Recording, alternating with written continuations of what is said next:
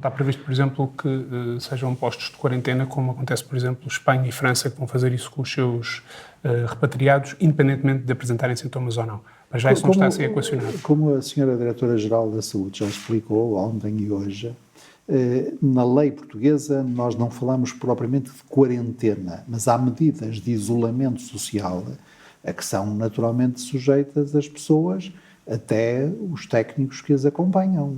Nós temos elementos, quer dos negócios estrangeiros, quer de outros ministérios, a acompanhar a operação, e essas pessoas, cuja dedicação profissional quero, aliás, enfatizar, porque voluntariaram-se para fazer essa operação, essas pessoas também estarão sujeitas às medidas de saúde necessárias para nós sabermos, para nós termos a certeza de que elas estão em boas condições. Isso significa que essas pessoas e os doentes que elas vão ajudar a trazer para Portugal, vai-lhes ser pedido que fiquem em casa, o tal isolamento social de que falava? Quando a operação estiver concluída, com êxito, como eu espero, tudo será possível explicar como é que ela É que há aqui uma diferença muito grande entre pedir às pessoas para ficar em casa ou tomar determinadas medidas ou avaliar caso a caso, ou decisões como, por exemplo, em Espanha, onde todo um piso de um hospital foi reservado para todas as pessoas que vierem com sintomas, sem sintomas, ficarem 14 dias, que se estima ser o período de incubação de quarentena. França fará a mesma coisa, mas Portugal entende que pode ser feita uma avaliação caso a caso. Não é estranho? Não, Portugal aplica as normas da saúde pública adequadas e compreenda que eu não me devo pronunciar sobre isso, até porque não é a minha responsabilidade política, nem é a minha competência técnica. A partir das 11 da noite começa o chamado período de transição e a partir daí começarão negociações intensas, até ver pelo menos até dezembro. Nessas negociações, e independentemente da posição portuguesa que já expressou aí, falo do ponto de vista europeu, é importante que o Reino Unido não fique melhor do que esteve até aqui para não incentivar outros países a seguirem o mesmo caminho?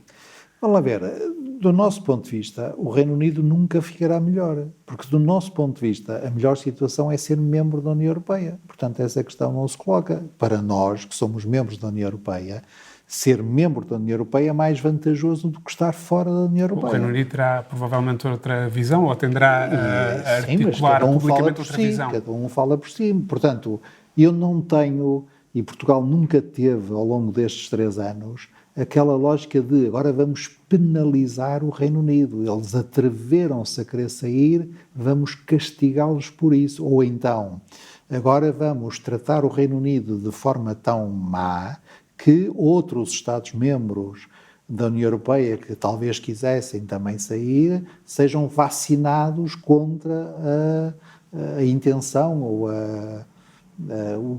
a pretensão de sair. Nunca foi esse o comportamento português. Nós, os portugueses, não costumamos ter problemas com prazos limitados. Até trabalhamos melhor quando sabemos que há um prazo limite claro que nós temos que respeitar. Mas nós, os europeus, já chamamos a atenção, através designadamente da Presidente da Comissão Europeia, para o facto de nos parecer que dezembro de 2020 é talvez um prazo demasiado próximo. Não dará tempo para discutir e chegar a acordo sobre coisas que são muito complexas.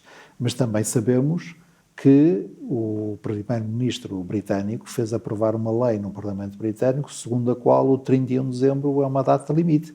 Portanto, temos que trabalhar assim. Veja o caso português. O que é que aconteceu entretanto? As exportações portuguesas para o Reino Unido aumentaram. Repito, aumentaram. O volume de turistas britânicos para Portugal, sendo que o Reino Unido é o primeiro mercado emissor de turismo para Portugal, aumentaram em receita, não em número de pessoas, mas em valor, em receita. O saldo da balança comercial, que no caso da nossa relação com o Reino Unido é favorável em Portugal, nós mais que duplicamos o valor das exportações para o Reino Unido em relação ao valor das importações, continuou favorável nesta proporção. Portanto, E em 2017 o Reino Unido até foi o primeiro país, foi o país que do qual veio mais investimento estrangeiro para Portugal.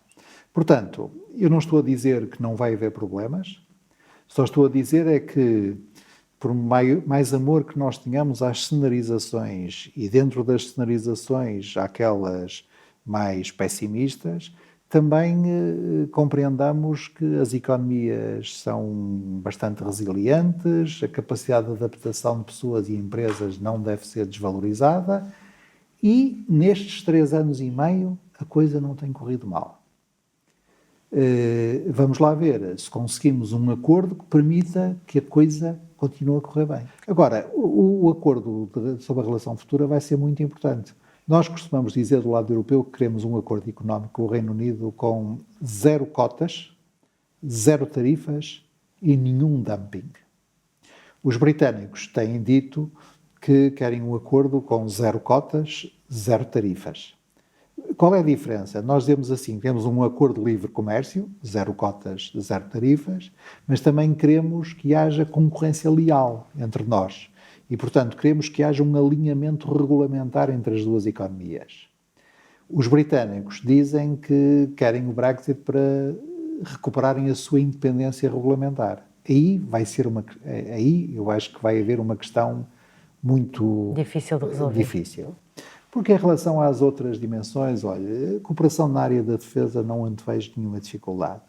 Cooperação na área da segurança em sentido lato, policial, judiciário, luta contra o terrorismo, é do interesse evidente de ambos. O caso Isabel dos Santos pode tornar-se um irritante para Angola como Manuel Vicente foi um irritante para Portugal, ou as autoridades portuguesas vão cooperar com as autoridades judiciais angolanas? Tem havido uma cooperação, aliás, sem falhas. Eu não posso, naturalmente, falar do lado das autoridades judiciais, posso apenas chamar a atenção para o que todos vimos e o que todos sabemos, os 2 ministérios públicos em cooperação clara e pública. Agora, do ponto de vista da política externa, posso e devo acrescentar alguma coisa. Como sabem, sempre foi minha estratégia, minha vontade, que a relação bilateral estivesse ao melhor nível, porque isso é muito importante para que a cooperação entre os 2 países se faça em todas as áreas, incluindo naquelas áreas que são críticas para assuntos como este. E, portanto, nós não só verificamos que o acordo de cooperação judiciária entre os 2 países funcionava e se aplicava, disse-o o Tribunal Superior Português, como no decurso, agora já não me lembro se foi da visita do Primeiro-Ministro António Costa a Angola, se da visita do Presidente João Lourenço a Portugal, se na visita do Presidente Marcelo Rebelo de Sousa a Angola, assinamos acordos que estendeu a cooperação a áreas também muito importantes, como, por exemplo, a área fiscal e tributária. Portanto, do ponto de vista político, do ponto de vista dos processos sob minha responsabilidade, o que eu tenho a dizer é que nós alargamos a cooperação bilateral a vários domínios e essa cooperação está agora a ser usada para os fins para que ela foi concebida. O processo crime que corre em Angola tem 3 arguidos portugueses. E as autoridades angolanas pediram 2 coisas, ou pediram uma coisa a Portugal e manifestaram um desejo. Pediram que Portugal cumprisse as cartas rogatórias que foram enviadas para notificar essas pessoas da sua constituição de arguidos e expressou o desejo, o Procurador-Geral da República de Angola, de julgar esses portugueses em Luanda. Isto vai acontecer? Portugal vai permitir que isso aconteça? Vai notificar ou vai extraditar os portugueses no âmbito dessa cooperação? Não sou eu que, à luz da Constituição Portuguesa, pode responder a essa pergunta. Mas conhece esse acordo e o alargamento? São as autoridades judiciais, da mesma maneira que disse e digo que a política externa portuguesa tem uma esfera de autonomia própria, é conduzida pelo Governo e não por órgãos judiciais, também digo que não é o Governo que mas falou sobre o caso decisões Manuel judiciais, Vicente. mas sim Mas quando falou sobre o caso Manuel Vicente e sobre aquele irritante, Sim. não era falar sobre uma coisa que era da competência das autoridades judiciais? Não, mas eu falei sempre para dizer que justamente era às autoridades judiciais portuguesas que competia resolver a questão. Com um adjetivo, Sr. Ministro. Qual adjetivo? O irritante. Nesse caso, o irritante é mesmo um substantivo.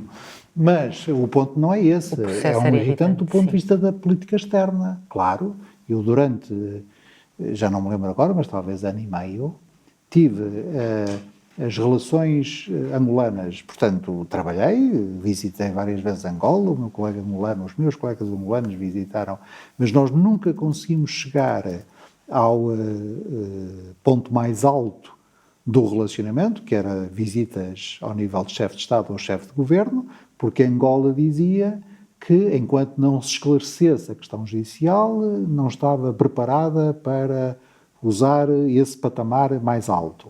E nós sempre respondemos a Angola que isso era de facto um irritante, era um elemento que não permitia levar as relações ao seu nível mais alto, mas que só o decurso do processo judicial é que poderia eventualmente resolvê-lo. E foi assim que aconteceu. Foi um Tribunal Superior que mostrou no seu acórdão que o acordo judiciário, de cooperação judiciária entre os dois países se aplicava e que, portanto, o processo do engenheiro Manuel Vicente podia ser transferido para Angola. O Sr. Ministro, agora olhando para aquilo que tem vindo a público e que se vai sabendo e que circula na opinião pública, há alguma possibilidade de Portugal ter sido benevolente com os negócios e com o investimento angolano nos últimos anos? Não sei, mas tenho a certeza que as autoridades competentes o determinarão.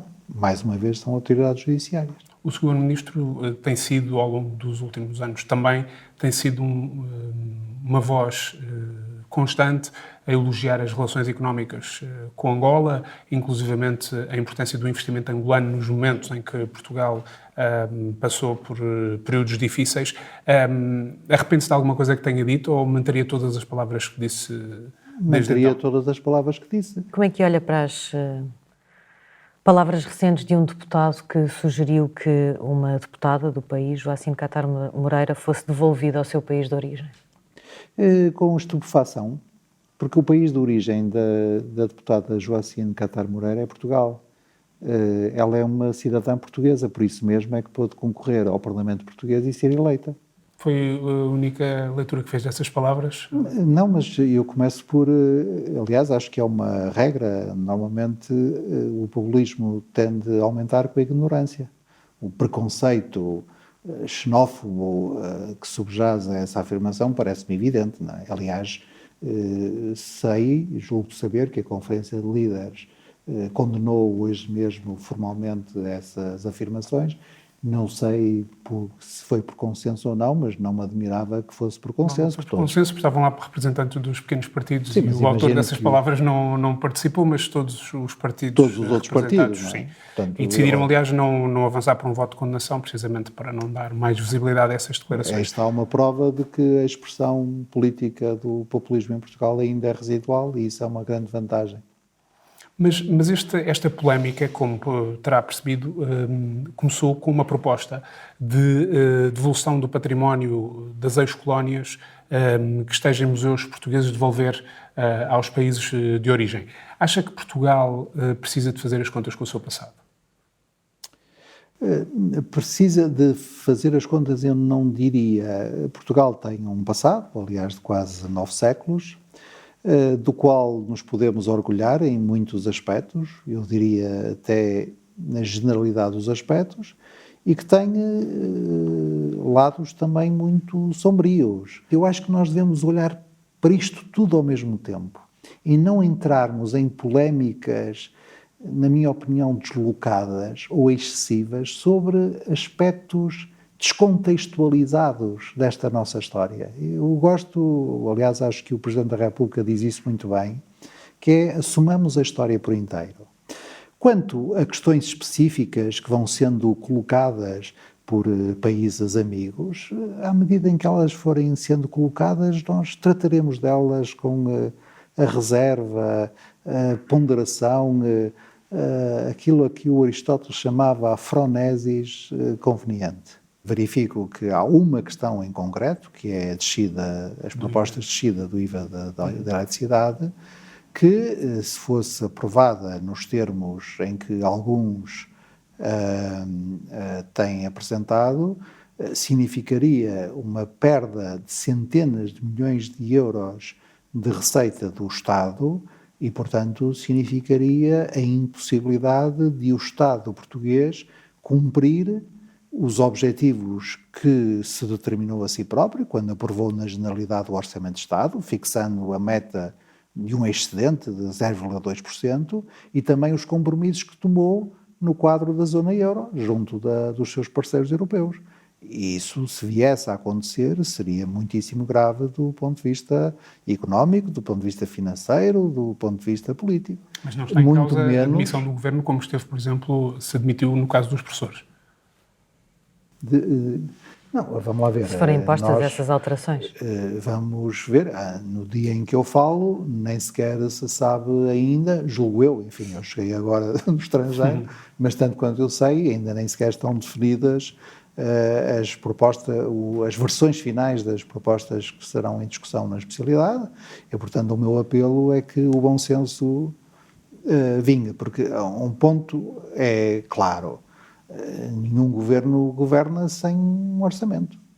Quais são os seus desafios depois da presidência portuguesa? E pergunto-lhe isto porque, como sabe, fala-se muito da permanência ou não permanência do Ministro das Finanças neste governo, mas também corre nos bastidores que o Sr. Ministro quer concluir a presidência da União Europeia e depois seguir para outras paragens e deixar o governo. Confirma essa...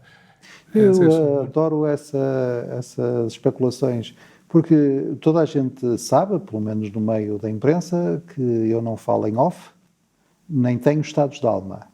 Nunca me pronunciei sobre o meu futuro próximo, a não ser nos termos que são claros. Eu sou deputado eleito pela imigração e fui convidado pelo Primeiro-Ministro e aceitei ser membro, com muita honra, aliás, ser Ministro dos Negócios Estrangeiros e, portanto, é esse o meu lugar neste governo. O Primeiro-Ministro já disse que será Primeiro-Ministro para toda a legislatura. Vai ser Ministro dos Negócios Estrangeiros toda a legislatura? Não sei, porque isso depende do Primeiro-Ministro. Se depender de si, estará aqui para... Eu estou neste governo, não, já me viu sair de algum governo... Não, há sempre uma primeira vez, como se viu pelo Brexit, há sempre uma primeira vez para tudo. Sr. Ministro, muito obrigado por ter vindo... Portanto, agora não me ponha na posição de estar aqui a dizer eu... Não, era uma oportunidade de responder em ONU, não é? Como sou ministro, não é isso? Toda a gente sabe que o governo é constituído pelo Primeiro-Ministro, o Primeiro-Ministro é o que o lidera, enquanto o Primeiro-Ministro tiver confiança em mim, o Primeiro-Ministro sabe que pode contar comigo.